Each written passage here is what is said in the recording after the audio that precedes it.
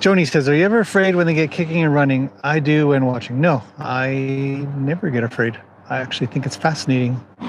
And that's a good question, actually. It's a fantastic question. Let's drink a little coffee and think on that one for just a minute. Do I get afraid? No, and I don't. I get afraid watching other people in with horses a little bit. And the reason is that I've spent thousands, or feels like thousands, I doubt it's thousands, but probably close to 1,000 hours in the middle of my horses, or other people's horses for that matter, whether it's 1 or 10 here. One time we had 11 horses, but so I can quite easily predict and follow what they're going to do and then not get hurt. Because the second part of that, and probably the more important part of that, is I have already established that I should not be run into. And that is a very, very vital lesson to teach horses, is that your space is really valuable. It's rare. I think I've told this story before, but I guess I could tell it again for anybody new here. There was, not that long ago, probably 4 or 5 months ago, I went to go see a horse that was uncontrollable for the owners. They said, can you come and check her out and work with her a little bit? And we want to try to sell her. She's young and blah, blah, blah. And I said, okay. So I get down there and the horses, they halter her. This horse has what many people would call no respect for boundaries. But the reality is that the owners have no understanding of how to properly set boundaries. Gracie's such a monkey, eh? Off she goes. It's not really the horse's fault about respect for boundaries. They've never really properly been taught how to sort of uphold those boundaries that get set and do it nicely and all that kind of stuff. And you can do that. That's easily done. Surprisingly easily done. Or you can tell a horse, this isn't the space to be. And they'll say, all right. Without that, you're in danger. So I would say that. So I guess I wouldn't want to put a false confidence out there like, oh yeah, don't worry, as long as you know what they're doing. But combination with that, very, very important thing to teach a horse is don't come near me. If you do, you'll be in trouble. And you don't want to be in trouble, do you? No, you don't. It's kind of like that. If you were to voice it, it'd be something like that. So this horse had none of that taught. And not only did it have none of that taught, but it was perpetually afraid. I mean, this horse was really afraid. Afraid enough that it was in constant, and I mean constant, defensive mode.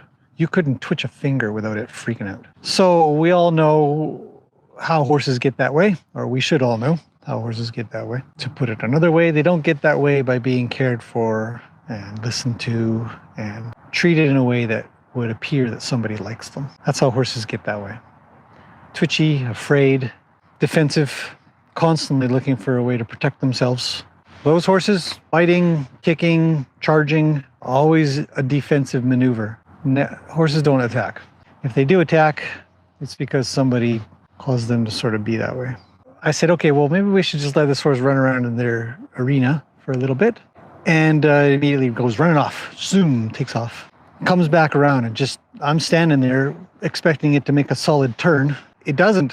It just comes right towards me. I mean, they're as you get around horses more. So this is where I became afraid, legitimately afraid. I thought for sure this is it. I'm going to get smashed into. You'll have what I refer to as a circle of safety, and depending on the safety level of the horse or how safe that horse makes you feel. Which horses have the same kind of idea. If they feel like you're dangerous, they won't let you get anywhere near them. That's why people struggle so much to get near Mustangs. Because that horse says, you come within 10 feet of me, I'm out. You come within 5 feet of me, you come within 20 feet of me, whatever it is. They have a circle of safety, an area around their body that says, nope. So it's absolutely absurd to me to think that a horse doesn't understand boundaries. The horses always understand boundaries. They understand the exact boundaries that you've set. Always. There's no doubt in my mind. Because they do it for themselves. They know. It's natural. We all do it. Go ahead, go to a grocery store and stand in line. And when the person behind you stands 2 inches away from you, let me know how you feel. Would you like them 6 feet away from you? 3 feet. Anyhow, the point is that this horse entered my circle of safety, which was about 20 feet out based on its actions and its behaviors and everything that I'd been told. So at 20 feet out, I get really big. I had a rope with me, so I swing my rope around, and that horse thought twice about coming in any further and veered off and ran off again. And this went on for some time. Anyhow, so this horse does this quite a few times, and each time, 20 feet out, looks like it's going to continue in. I get busy with my rope, swing it around, make some noise, horse veers off. But the problem with this is that you can continue to do this for a long time, and neither are making any movement. But at some point, you have to make your safety circle a little smaller, purposefully, not because they pushed on it so much, but purposefully. So you can, when you get that little bit of that circle shortened up a bit, then you can possibly make some forward movements. So you kind of let them in and then try to reach. Try to say, hey, knock it off and just come here for a quick pet. With that in place, with the idea that I can set my boundaries to where I want them to be, that the horse could understand, and it was very clear, and everything else about me was just peace and quiet. When the horse was away from me, I went really quiet. Just stood there doing nothing. When the horse would change his mind and try a different technique. It would come up and it would start to, instead of galloping up to me, it would start to canter up and then trot up and then walk up. And each time it got a little bit quieter, it would be allowed a little bit closer until finally it was totally cool. And to make a long, probably already too long of a story short, by the end of about an hour and 20 minutes or so, the horse was really peaceful and quiet and in my space as I was in its. Because, as I said, you couldn't twitch a finger without it rearing up, freaking out, running off. And so both of us had to say to each other, you know, you're pretty scary, but I really want to be friends. It really means a lot if you could just chill out, and so will I. But you got to lead it. It's like that old saying, like, it's like hanging around with a 3-year-old, but only one of you ever gets to have a tantrum or something.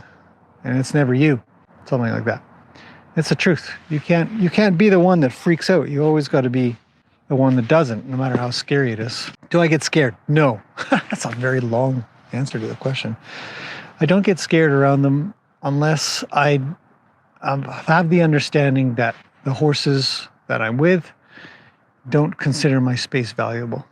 And so then I have to teach that. So there you go.